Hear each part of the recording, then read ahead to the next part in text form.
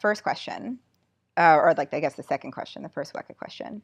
I've just loaded a data set that's not the data set that's from the homework, so that's why this looks a little bit different.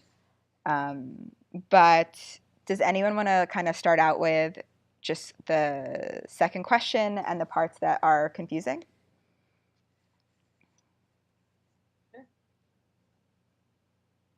Can we start with the base rate component? Sure. All right. So when we're looking at this first preprocess tab, and I've selected here, this is my target variable, MB drone. And essentially what I'm looking at is the distribution of class 1 and class 2, or actually I think it's here, class 0 and class 1. And so what you see here is it's obviously imbalanced. There's like 28,000 instances here and 1,500 here. And you see these numbers again reflected in the count in the selected attribute panel. And so what this is telling you is, I don't know if you're familiar with the term instances, but an instance is essentially like if you envision a spreadsheet, it's a row. In the case of this, we'll say it's a customer. So each customer is an instance. And so we have 28,229 customers that are in class 0, and we have 1,561 in class 1. So the base rate is essentially looking at the total number of instances and the rate, or like the percentage, of the customers that are in that target class that you're looking to measure. So in this scenario, without pulling out a calculator, you would add the total number of the count together and then divide in this case, the minority class to come up with the base rate. So I think it's something like 2%, 6%, something small here, without actually checking. Does that make sense? So if you had an example with 1,000 total customers and 100 of them were going to be in class 1, then what would be the base rate? That's a question.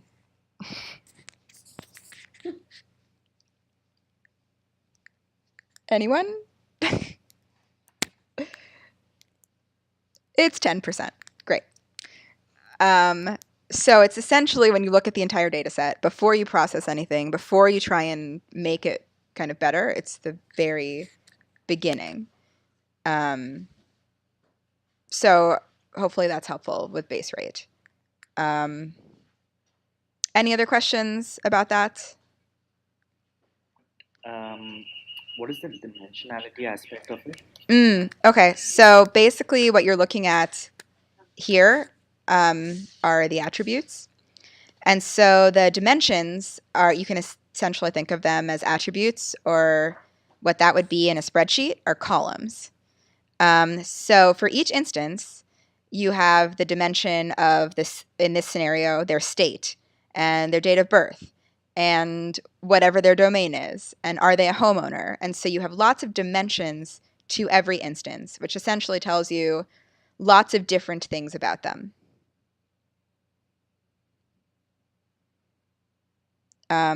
So they're all going to be listed here to give you information. And one of them is going to be your target variable, which is, which you, I think, already know what that is, but we can also go over that. Any other questions? One of the things it also asks you is like what data type I think they're in, right? There's different data types that you can encounter in a data set. Is this something that you guys want to hear more about? Do you know this already? Tracy, just before we get onto that, you mentioned that we could speak about the target variable as well. Yeah, absolutely.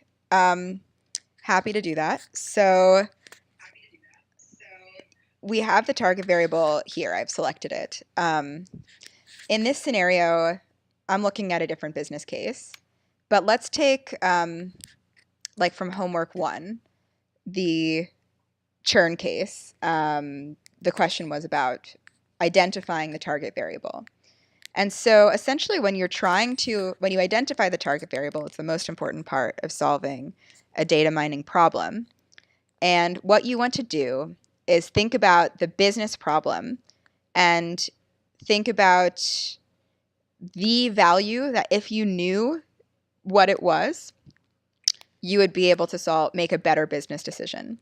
So in a situation like, let's say, a targeted marketing problem, so if you are a marketer and it costs you $1 to market to a person, if you knew which people were going to respond to your ad campaign and you could only target those, that would help you. That would be valuable information. So the target variable is you would want to be able to, or the first step to determining the target variable is you would want to be able to know who you should target and who you shouldn't.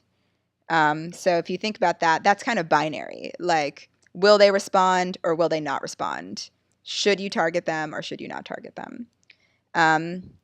But it's, of course, like impossible to know if they will or will not respond before they actually do something. But you do have information in the past about if they have responded in the past or not, or if customers have in the past responded or not. And so then what you want to predict, which is now your target variable, is the probability that someone will respond to an ad campaign. So you can't predict like you don't want to predict the binary variable. That's not helpful. Like you can't really do that. But you can get a probability. And then once you assign a probability and like you can take into account like what's the cost of sending that advertisement, you can make a business decision about who you should target and who you shouldn't. And the idea is it's supposed to be once you've done it right, you just want to be better than random sampling. And that's why you need the base rate. The base rate says like 2% of people are going to respond. And if you can, instead of 2% responding, build a model that gets a 6% response rate, that's going to be really helpful for your business case. But the way for you to measure that is you need to pick one variable from this list that's what you need to, that's what is going to essentially be the answer to your business problem or like your decision factor. So I switched from churn to targeted marketing because I don't want to give you the answers to the exact homework. But in this scenario, let's say I don't know what the target variable is. And this is I'm just doing marketing and this is the information I have about all of the customers. Maybe I think like, oh, well, in Alabama, people are not, like we don't have a lot of customers in Alabama. What I could do is I could actually, if I wanted to find out the probability that a customer was in Alabama, if I set here, this is a bit weird. If I set Alabama, or if I set state, it's not binary. Gender, let's say I set gender. I want to know the probability that a customer is female because I want to target females because it's a hair product, maybe. If I want to know the probability that they're female, then I would go to classify, gender, pick my model. Here I'll do our favorite tree and run a model. So now I'm predicting the probability that they're female.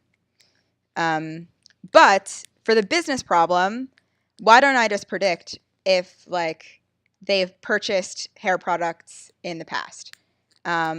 Or like the people that look like them have purchased with all of the same attributes, which is the same state and like all of these other things that are the same. You don't actually have to pick a proxy. You can actually pick, oops, I shouldn't have done tenfold cross-validation. It's going to take forever. You can actually pick the exact thing that you want in order to make a business decision. This is annoying. Okay. So here I can actually go down to the exact variable, which is like, did customers that look, what did they actually do? And then what will they do in the future? I hope that's helpful to you. But yeah, go ahead. I'm curious. So for question 2, part D, it's asking you about the accuracy priority class. Yeah. And so I'm assuming for that we do what we did in class, which is like sort of run, like in that classified tab, do what you kind of were just doing. Uh-huh. I didn't realize that you have to check a box before you do that. Like, what happens if you don't check any of those boxes and then run it? If you don't check any of which boxes? Right now, like on your screen in that pre-process tab, those little check boxes. This? Checked, like, vendor one? Right now, I'm deleting these because the data set's too large to run quickly enough. So don't pay any attention to what I'm doing. Okay, so normally you wouldn't like check any of those boxes. No, you don't have to do that at all. But you can click around and explore them. Like homeowners, interesting. Whatever. But when you clicked on gender, it like ran a probability of gender. Right? So here, remember, like this is where we set the target variable, right? So right now it's set to the target variable that's actually the target variable that we want. But you could set it to any other variable, like gender, if you wanted to predict gender based on all of the other dimensions. Okay, cool. But that would be like not what you're trying to do. Right. But actually later in the semester and certainly during your project, it's not necessarily clear what the target variable is. And unless it's the last variable in your data set, it won't select automatically. So you will be responsible for identifying the target variable and actually selecting it so it runs the right thing. Right. At this point, though, it should be automatic and like irrelevant to changing. Are there any other questions about target variable? I don't know if my explanation was super helpful, but Professor Perlich should, I think, go over it again in class. Yeah. Yeah. We were wondering what the majority class is. Yeah. D. So in this scenario, this is a very imbalanced distribution. As you can see, we have like 30,000 and 1,500. The majority class would be the 30,000 one. This is targeted marketing. So if we're advertising to people, my guess is that this one is going to be the responded to an advertisement, and these guys didn't.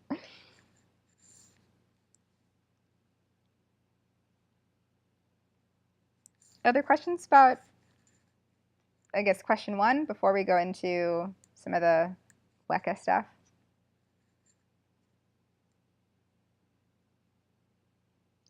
Yes, I have a question. In counting the dimensionality, do we have to include the target variable as well, or can we exclude it? I think you would include it, but I would identify it as like when you count it, absolutely, but then identify it as the target variable, if that makes sense. Okay, so target variable can also be considered as one of the variables. Yeah, well, because it is an attribute and it is giving you information. Okay. I would double check though. I think that might depend on who you ask. But I'm the one who's grading this homework, so I would say yes. Okay, thank you. Mm-hmm.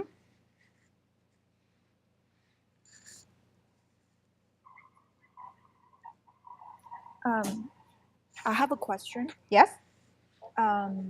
So what is the difference between features and the training data? Features are the same as attributes, and dimensions. These are all synonyms for each other. It's exactly the same thing. And these are going to be, so, yeah. Because there are two different questions. Okay. So I'm wondering what this means. Like they're basically the same thing. Well, so two different questions. So there's 3 data sets. There's training, train, test, and use. Is that what you're talking about? I'm talking about the first question, the G and the F. Because it's asking what are the features, provides a list of at least 5 features, and the G says what exactly would be your training data. So I'm wondering. Okay, so I think in terms of what this question is asking for, the features, like here we're looking at state, date of birth, homeowner, income, gender, wealth, all of these are features. So it's looking for you to have an understanding of what is a feature. What is your training data is another question, because the data is something that you can describe not just by what the features are, but like where does the data come from? Who is in the data? When was it collected? Over what period of time? Like there's lots of ways that you can describe. If you think about the way data works in real life, like for instance, in my internship, I was at Amazon, and I was like, well, I would love to have data in order to make this decision. And like all of the data just exists in a database that is definitely not catered to what I was trying to figure out. So in order to pull the right data, I needed to be able to say, well, I want to look 6 months back, and I want to look at customers that do this and not this, and I want to have a sample of 20,000, and I want... So you have to really be specific about what your data set, how to get it, and what would be in it. Well, not how to get it, but what should be in it. Okay. Yeah. Okay, so it's more specific for the training data. Right. Well, and I think the other thing is that training data needs to happen. You need to have... Actually, I'm going to ask this question. What would be the difference between training data and use data? Training data and the use data? Yeah. I don't remember there's a use data. So we have 3 data sets here, right? Training, testing, and use. Does anyone know? Because I only know there's training data and test data. Yeah. There's So use data. So both the training and the testing have values for the target variable. So basically, this means that it's all historical, because you know if they've churned or they didn't churn. In real life, you don't know for the new customers that you're trying to predict whether they're going to churn or not. You don't actually know if they did, because you're actually using it. You're using your model to make a prediction. And then if you already knew if they were going to leave, then that's not helpful to you. Yeah. And so I think one of the things that's important about training data is like it has to have the labeled value for the target variable to differentiate it from use.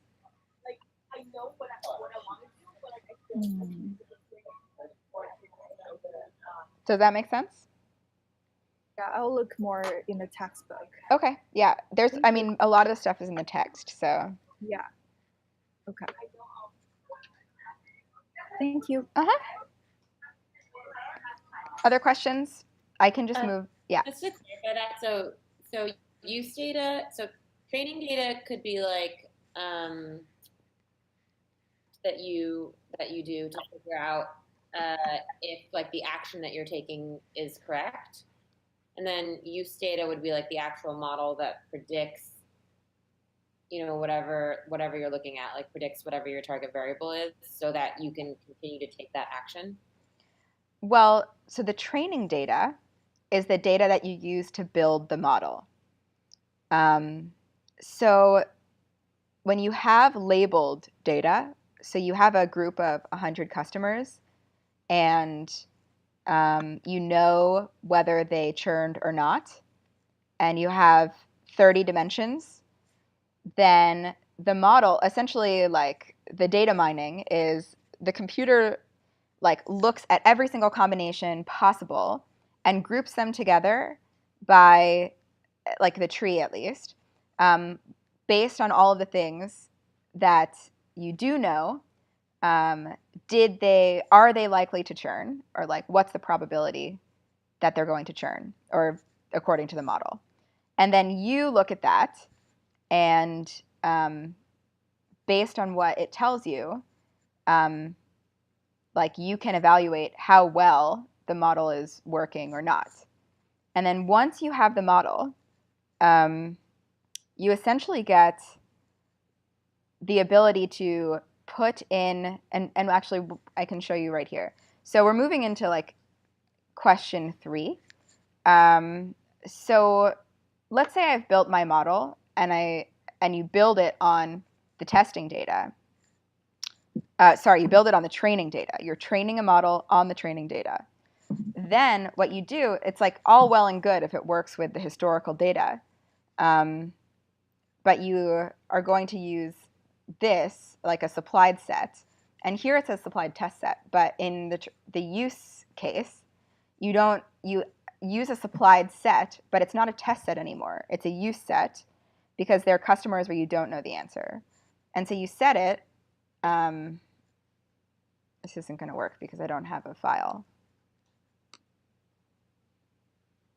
This is the file I'm already using. I don't think it's going to let me. All right, well, you would add the use file here, and then run the model again. And it's not going to be able to tell you how well it does, because you've built the model on the training data, and the use data doesn't have values for the target variable, which is to say, we don't know if they've churned or not. The only thing that it can do is give you the probabilities, for the model probabilities based on the training that you've done. So let's go through the Weka. I think that will help to visualize how this works. So I'm going to just, hopefully this will, I'm going to use your test set. Oh, okay. Hopefully this will be clear, and hopefully this will run even though the data set is large. And it's not. All right, just give me a second here to pre-process. Just ignore what I'm doing because it doesn't matter to what you're doing. That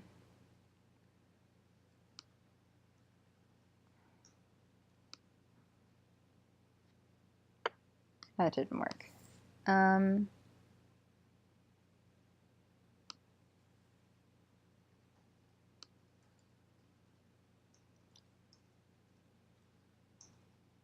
don't think that worked either. Right now I'm just trying to make it smaller.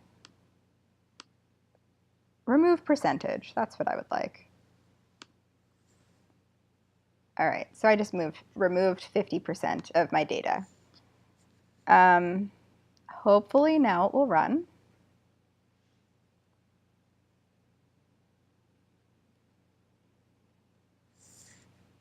No, okay.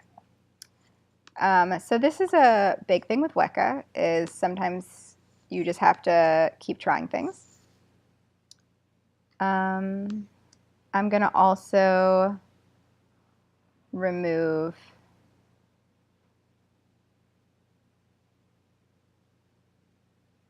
a range of attributes.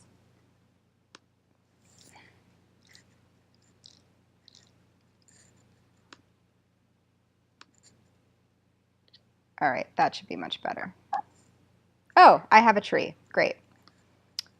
All right, so now we're in question 2, and you're essentially asked to start building a model. And basically, what you start with is to go to Choose, select a J48, because that's what we're working with right now, and just click out of it.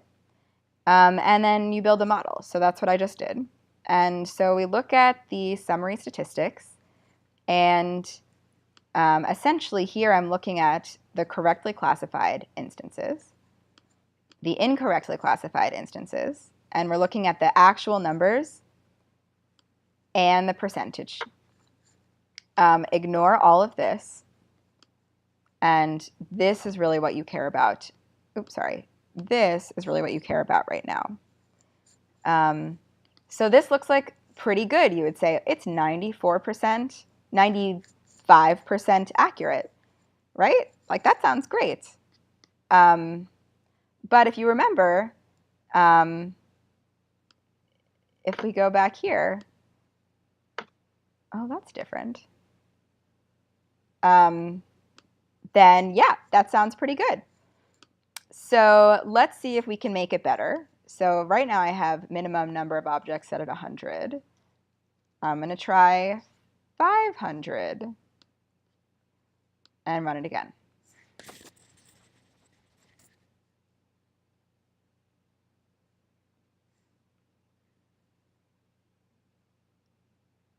What does minimum number of objects like mean / do? Well, if you think about a tree, or you visualize the tree, then, which we can actually do here, just ignore how not great that looks. Wow, that looks so not great. Okay. I think we can't see what you are seeing. Oh, good. Well, it looks terrible. All right. Well, if you click here and visualize tree on your own, you'll be able to see what it looks like. But it's essentially just a tree going down, where you have, like, each node is a decision of, like, based on this, will the outcome be this? And then at the end of the tree, you have leaves, which are the final groups of what the predicted class is. And so the final leaf, it's the minimum number of objects that need to be in the final leaf. So you could go through the entire data set and ask yes/no questions and get down to each instance at the very end. But that's not really helpful because then you can't really make any decisions. It's telling you, like, based on every single dimension, any dimension with the exact same dimensions would have the same predicted class. But that's like, I don't know, it's like saying someone whose name is Tracy Jacobson, who's my height and weight with brown hair and hazel eyes and in my exact location is me. Like, that's not helpful. You want to be able to make generalizations. And so the minimum number of objects, if it's 1, is essentially saying the instance is the instance. And the more that you increase the minimum number of objects, the more you're generalizing. So that means at a certain point, the more you generalize, the more helpful the model is. But if you go too far, the worse it is. So like we were at 500, and now we're going to try 1,000.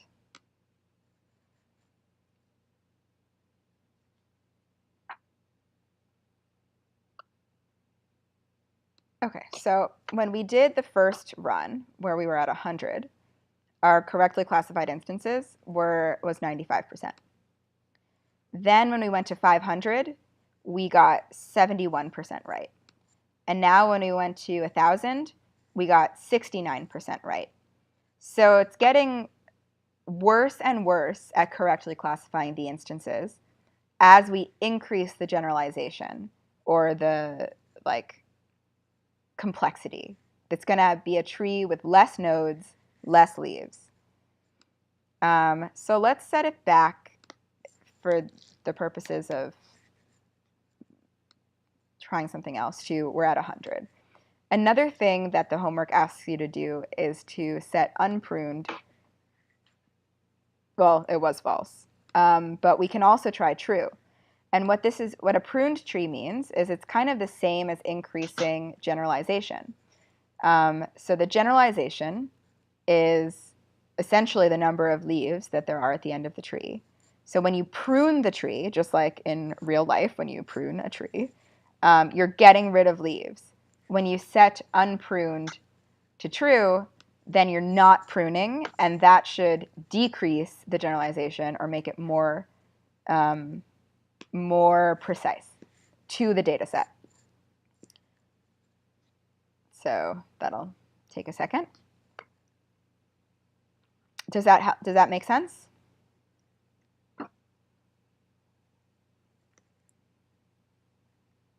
So for number 2, are we supposed to mess with that minimum number of objects until we get a percentage that is more accurate? Yeah, I think it just wants you to play around until you have something that you think is the best. So here we'd set unpruned to true, and we have 70% versus, I think here we had 94 when it was pruned, or something like that. And the other thing that you can look at with complexity is the number of leaves. That's essentially the number of the last grouping of class prediction. So if we go back, here we started with every single time we built a model and changed the complexity or changed the generalization, the number of leaves changes. 67, 3. I don't know what happened with that one. That seems weird. 412. So it's very different based on kind of what you're doing. So let's say we really like this model now, which is reasonable. How are we going to choose to evaluate it? So this is now moving on to question 3. So one thing you can do is use the training set, which is essentially you've trained the model on one set of data, which is the training set, and then you also test it, which is all of this stuff is testing the model on the same data. So let's see what happens there.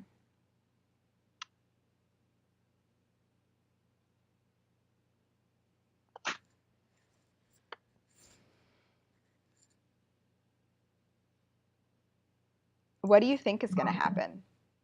Does anyone have a guess? Oh, just showed up.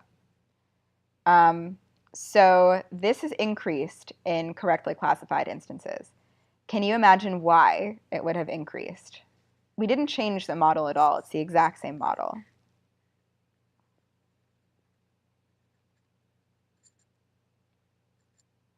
Anyone? Just a guess? Is it because the data set is smaller? So it's only training data? So it's actually bigger. If you think about what percentage split does, it takes the training data set, it divides it in essentially 2/3 and 1/3. It trains the model on 2/3 and tests it on the 1/3. In this scenario, we're not splitting it at all. We're using the entire training set, and then we're testing it on the entire training set. And so is someone going to say something? No, I'm just going to say I see. Yeah. So I think it's just because we're using the same data. We're using for the training set. Exactly. We're using the same exact data. So it's like, well, given the same data, of course it's going to be better at predicting the exact same data. In fact, 81% is not great, considering it's the same, it's the same exact data. So using the training set is never a good thing. So percentage split, we're essentially, as I mentioned, we're splitting on a percentage. The first 66% is to build the model. The next 33% is going to, we're going to test on that. And, that has its positives and negatives. And then there's something called cross-validation, which I don't want to go into exactly, but it's a way of essentially looking at dividing the data set and then training and testing on the same data, but in different ways where it's kind of disguised to the model. But every single one of these options is still using the same data sets in different ways to test. Percentage split is like in a scenario where you have a lot of data, like if you have 30,000 instances, like you're not going to lose accuracy if you're splitting on a percentage, because you still have the ability to train on a lot of data, which is one of the really important things. But if you have 1,000 instances, if you split on the percentage, like you could be really hurting the ability to accurately train your model. So it depends. And then using supplied test set, I don't have a set that I can attach to the one that I'm working on right now, but I'll just walk through the steps with you guys. If you open a file, and then here you would put the testing set, which it won't let me do anything, and set the class to the same as your target variable, and then run it again. Then basically what you're doing is you're training the model on the training set, which you had attached here in the open file part, and you're testing it on this new supplied test set. So it's bringing in still historical data, but more data to test on. And you can determine whether you end up with more correctly classified instances, depending on the different evaluation measures that you use and whether you think you can believe them as being, like, is it actually better at evaluating? Any questions?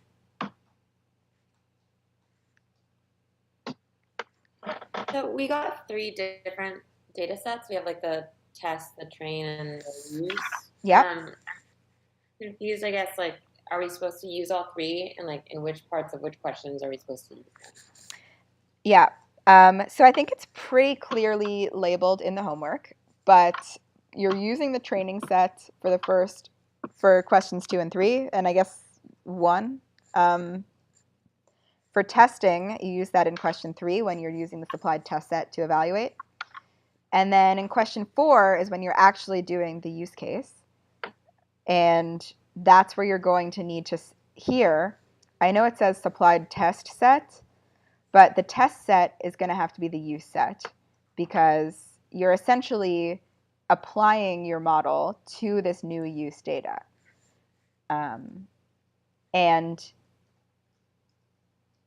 then just to go through another kind of Weka thing, is it's not going to give you, when in the use phase, like, it's not going to be able to tell you how many correctly classified instances there were. Does anyone know why?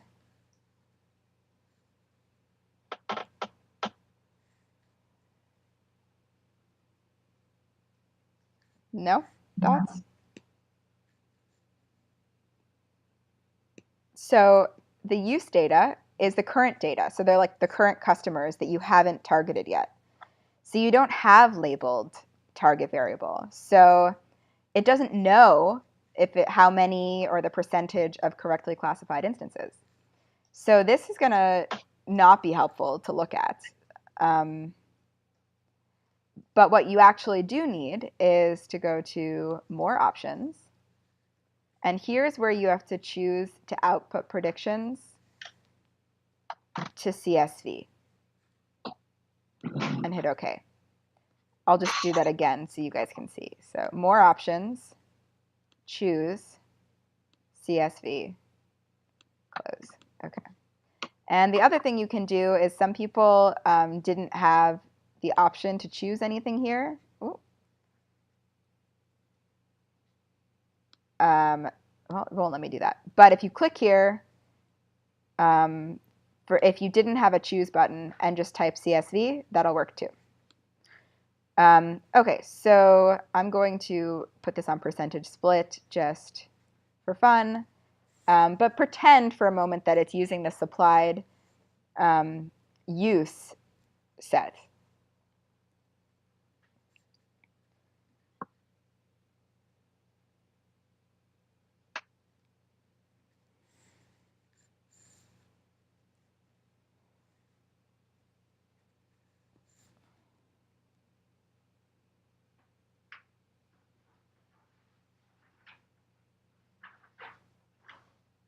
OK, so now we have something different. I very, very quickly went through this in class the other week.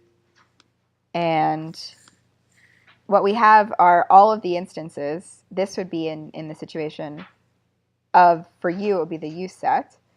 And it has, OK, there it is. And it has the instance number, actual, predicted, error, and prediction. So when you look at this, you're going to have to interpret what this means in the use data. And you're not going to have values for the actual, which is the second column, because you don't know the actual. So that's going to be like what you're working with in question 4. Does that make sense?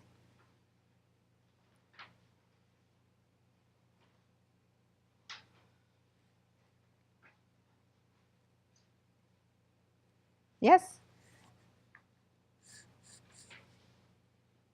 Can you go over that one more time? Sorry. Yeah. So when you are, because remember what's important for the business decision is looking at the instance level. So it's like not the number of customers that are going to churn. It's which customers are most likely to churn. So what you were looking at here is not the number of instances that are classified correctly, but it's the actual like customers or the actual instances, like 1, 2, 3, 4, 5, 6, 7, so on and so forth. And what actually happened, what the model predicted, and then this is going to be the model probability, which like we haven't really talked about. So I would not worry about that for right now. So the actual and predicted. So let's say number 1 is Joe. And we predicted that Joe would not respond to the advertisement. And look, Joe didn't respond to the advertisement. Great. And then this one is Sally. Same thing. But then this is different. So here we're looking at, I don't know, 3. And 3 didn't respond to the advertisement. But here we actually predicted that number 3 would respond to the advertisement. So that was incorrect. So that's how, when it's coming up with the accuracy, that's how it's getting the percentage accuracy. But the only way it's able to get a percentage accuracy is because it has the actual. And the actual is the labeled training data, a labeled target variable. And that's why it's so important that you have labeled data to be able to build a model. So when you build the model, you need the labeled data. But to use the model, if you knew the actual, you wouldn't need to build the model because you would already know what was happening. So this whole column, the second column here, where you see the actual, when you're using the use data, this is the data of current customers, and you don't know if they're going to churn, or like the customers that you haven't targeted yet. You're still having the prediction. You just don't know what actually happened yet. So you can't evaluate it in the same way. So how would it go? How is it going to look if we use a new, like on new customers? We don't have the actual. So that's part of the homework for you to discover on your own. But it's weird. But in the scenario here at the bottom, I think this just expresses as a question mark in the summary. Okay. I'm not entirely sure. I don't remember. But that's why you have to go to more options and do the CSV, so you can actually look at the prediction and the probability. Otherwise, it'll just look like question marks and not really tell you anything. I have another question, please. Yeah. When you use the training set option, so we got like 81% accuracy, and you said that it's not so great. Yeah. What makes it not be like 100%? Good question. So in a situation here, if you remember the model, we have the minimum number of objects as 100, which essentially means that the model is generalizing to some extent. If we do it one, we'll get 100%? Should we try it? Let's see. Let's do it. All right. All right. I mean, it should be. So at least that would be my guess. Might take a second. If not, we will blame the bird. Yeah, exactly. Oh man, there's going to be 14. There's going to be like 15,000 leaves. This is not a good idea. Okay, but let's try. Okay. Let's try. Let's try 10.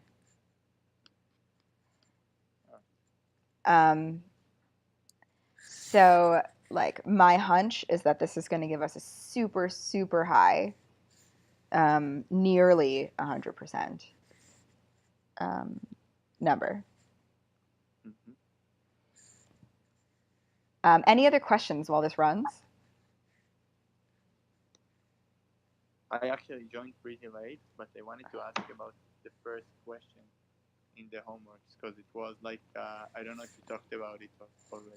I did a bit, and actually did we record the first question? I think so. I think I recorded the first section. So yeah, all right. So here we have, when we have a minimum number of objects of 10, it's gone up to like 96%. So, I mean, if we went to 1, absolutely, I'm sure it'd be 100%. But that's the issue with using the training set. Like, we've built the perfect model, but it's like for exactly the data, so it doesn't help us. Cool. Does anyone else have questions? I can just stay on a little bit longer to go over question 1 again. But if that's it from everyone else, there's no need to stay. Cool. All right. Well, I'm going to stop the recording for the people that couldn't make it today. If I can find it. And then thanks, guys. Thank you. And I'll stay on a couple more minutes for other questions. Tracy. Yeah. Actually explain for number 1 what the use phase was. Well, so we just talked about the use phase in the context of a targeted marketing problem. Okay. It's essentially like what do you actually do to use the data mining? Like we've done the data mining, you build the model and you evaluate the model. And then what do you do with that once you have it? Okay, got it.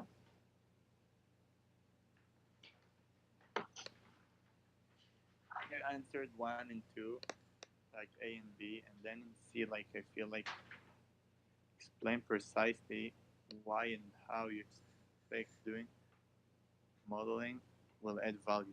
So should I like say simply like that maybe the